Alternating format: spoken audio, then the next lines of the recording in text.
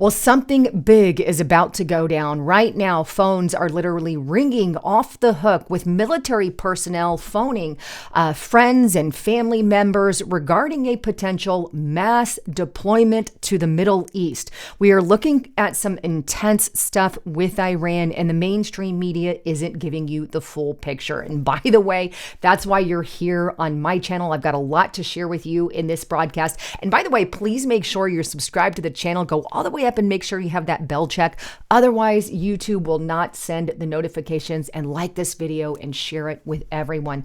But let's dive directly into what is going on with these phone calls. Take a look at where I found it on zerohedge.com. Conscientious Objector Group. Phone ringing off the hook as huge mobilization underway.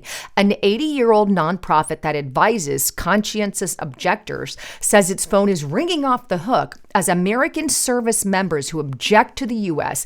and Israel-initiated war in Iran are seeking guidance on how to avoid being part of it. Ominously, the group's executive director says the breadth of force mobilization is much like the run-up to the ground invasion of Iraq. Phone's been ringing off the hook, wrote Center on Conscience and War Executive Director Mike Prisner on X. A lot more units have just been activated for deployment than the public knows about. Founded in 1940, the Center on Conscience and War provides guidance to military service members pursuing a conscious objector status or a discharge.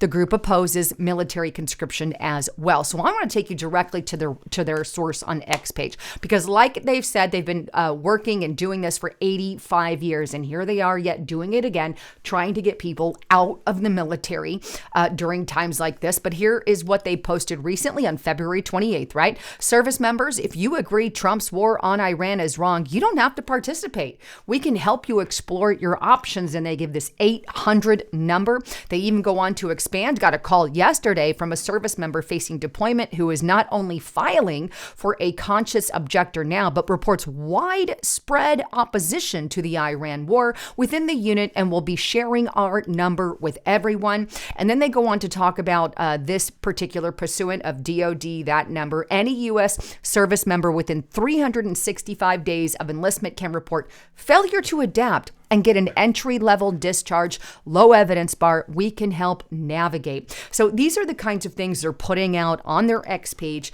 and basically saying, hey, if you're not in this war, we can kind of help get you out of it.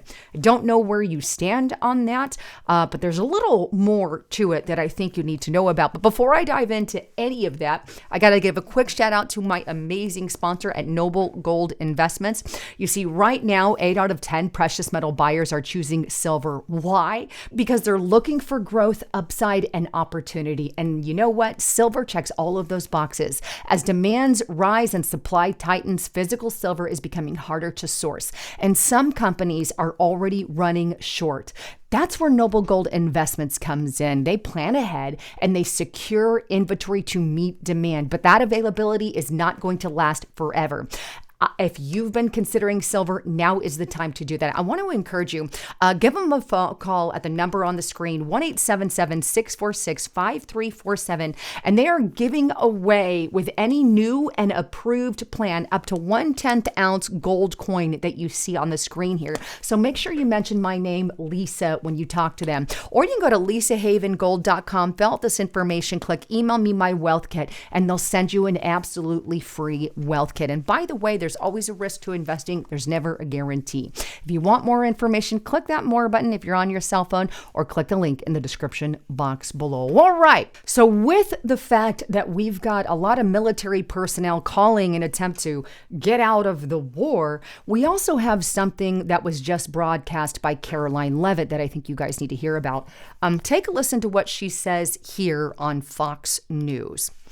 Mothers out there are worried that we're going to have a draft, that they're going to see their sons get in and daughters get involved in this. What do you want to say about the president's plans for troops on the ground? As we know, it's been largely an air campaign up until now.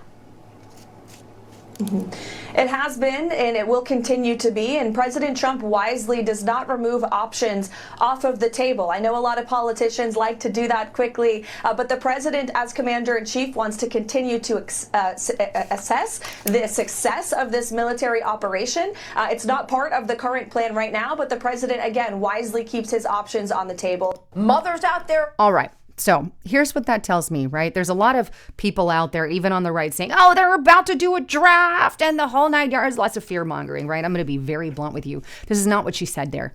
What she actually said there in that broadcast is they don't take anything off the table. And rightly so. That's what she should have said.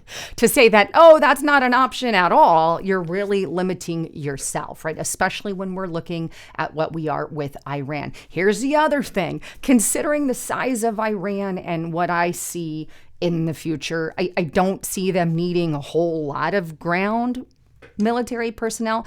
Of course, they're going to go with the military that's already there. I don't think they're going to need a draft for this particular war, if you will. Just my 2 cents on that one. But it's interesting how they are like males and females. But anyway, I'll let you guys kind of have your own opinion regarding all of that. But I wanted to clear the air on that. Donald Trump is right for just saying, hey, nothing is off the table. And that's all that was simply said. But here's the deal. We haven't heard with 100% certainty that they are invading in the Middle East, right? We don't know that. But to me, with all the talk and with all the phone calls into this agency, I feel like they're definitely preparing to do something and act in some way, shape, or form, especially in light of all the latest information that has come regarding Iran like this. And this is on Zero Hedge. Iran picks Khamenei's son as next supreme leader. In other words, there is no real change to the leadership regime. It's the same of the old regime, right? Obviously, Trump's not happy, and I'll show you that real quick. Here's the Hill. Trump not happy with the new Iranian supreme leader. But here's what it says. As was rumored and widely expected, the son of Ayatollah al-Khamenei, Mujtaba, will become Iran's next supreme leader, Iran's semi-official Fars news agency announced, taking over after his father was killed and attacked by the U.S. and Israel. Mujtaba Khamenei, 56, is the third person to lead the Islamic Republic and the first example of hereditary succession since the overthrow of the other monarchy in 1979. In other words, it appears that Iran overthrew a monarchy 47 years ago to institute a monarchy yet again. Anyway, that's insane in and of itself. But immediately after the official announcement, the GC said it backed and pledged obedience to the new quote-unquote supreme leader. Now, there also is an indication that he has been injured. According to Iranian state TV, they're suggesting that Mujtaba Khamenei has been injured in the ongoing war. Iran state TV called Mujtaba Khamenei injured war veteran of Ramadan, apparently suggesting he's been wounded in the ongoing war. So there's a little bit of background regarding all of that. But Donald Trump isn't happy with this new leadership. And I don't think people who want to be free in Iran are going to be happy with this because it's just more of what they've already had. Meanwhile, right, we've got attacks here on our very homeland with suspected ISIS-inspired terrorism over in New York. NPR, this happened just over the weekend. Attempted attack with explosives in New York City, investigated as ISIS-inspired terrorism. I'm just going to kind of summarize what happened with this whole thing. But basically, there were protesters outside of Zohran Mamdani's office, and they were protesting. And basically, two potentially ISIS-inspired terrorists came out and threw some, we'll call them, they were literally explosive devices, improvised explosive devices. So IEDs were thrown into the crowd, looking to kill a bunch of people, right? That's the only reason you do it. Now, they've got the two people in custody, thankfully, but it could have really caused a lot of harm and death. But that's kind of what went on. But anyway, these are obviously being looked at into being serious terrorist threats. I mean, the people were literally yelling Allah Akbar as they're throwing them. And I think that tells you everything that you need to know. And here's the deal. The mainstream media right now is twisting that story like NBC News. This is the most deceitful crap I've ever heard. Let me show you NBC News, right?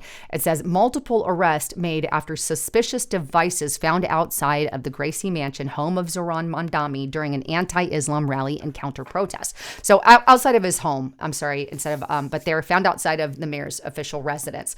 I said office earlier, but I meant residence to correct what I just said. But anyway, so they make it sound like the attack was against Zohran Mamdani in this. That's really what it sounds like anti-protesters attacked. And that's exactly what they were looking to have it sound like. And this is why it pisses me off, why mainstream media can never be accurate. And I wrote this. This is one of the most dishonest reports I've ever seen. The bombs were not found. They were thrown into a crowd of protesters, and the man was yelling Allah Akbar. The people under attack were the protesters, not the mayor. NBC is trying to make it look like conservative protesters attacked the mayor's house. Go F yourself, NBC. So that was my official response, and I think it was pretty accurate, deeming how misleading it was. But here's the deal. The MSNBCs and CNNs of the world and the mainstream medias of the world know that. They know a lot of their viewers just read the headline and are like, oh my God, poor Mamdani, when it had nothing to do with Mamdani. It was the protesters that were attacked. Meanwhile, the other reason why I'm not against what Donald Trump is doing right now with Iran is because stuff like this is going on. There were a group of Iranian soccer players, right, who refused to act for the Iranian national anthem or whatever. They refused to give allegiance to Iran. And Iran is very upset about this, and these girls are running for their lives. We have CNN. 5 Iranian women's soccer players apply for asylum in Australia after fleeing team as supporters plead for action. And basically, this is all because they remained silent during the national anthem before their first group stage match last week, a decision that many fear will be punishable by the Iranian regime, which that is why Donald Trump is even calling for their asylum. Australia is making a terrible humanitarian mistake by allowing the Iranian national women's soccer team to be forced back to Iran, where they will most likely be killed. Don't do it. Prime Minister, give asylum. The U.S. will take them if you won't. Thank you for your attention to this matter. And I believe they are now sitting safe somewhere at the time of the making of this video. So prayers for all of that. But either way, you get the gist of what kind of leadership that we're dealing with in Iran. They don't treat their women well. They don't treat their gays well.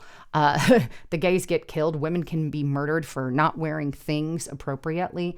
It's one of the most segregated regimes in the world, the way that they treat women. And I understand because the lefts are idiots. They truly are.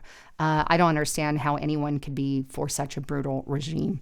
But anyhow, wanted to bring all of that to you guys. As a quick reminder, please get to restrictedrepublic.com. I've got great information on there.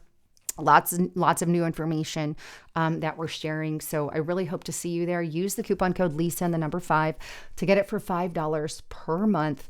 And that's less than a cup of coffee, a glass of wine, but it's a great way to come and see what we have. Comes with a 14-day free trial. You can cancel whenever you want. Anyhow, with all of that, I love to see you all there. But I love you all. I'm Lisa Haven, signing out.